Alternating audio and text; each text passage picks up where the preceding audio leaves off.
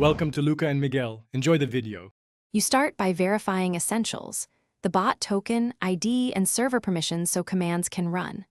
Once confirmed, make a backup of the code and run a local dev environment. This prevents accidental data loss.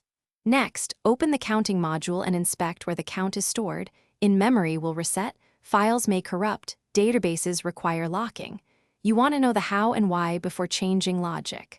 Once done, prepare a test channel and enable debug logging so you can trace the first actions you take. Now you dig into the middle.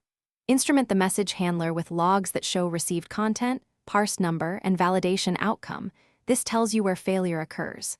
Make updates atomic. Use DB transactions, file locks, or a single-thread queue to prevent race conditions. Also, validate input strictly. Trim whitespace, reject non-integers, and normalize formats. If the bot uses caching, ensure cache invalidation occurs after writes. Once these changes are in place, run simulated concurrent posts to reproduce issues before deploying. You finish by deploying to staging and running automated tests that mimic real users, including simultaneous messages. Make sure monitoring captures errors and latency. Set alerts for repeated failures so you can act quickly. When stable, deploy to production with a maintenance window and communicate the change.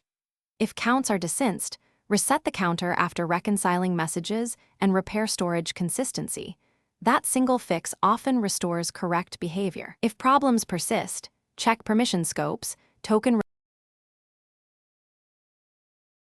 Thanks for watching and please subscribe. It's the best investment you'll ever make.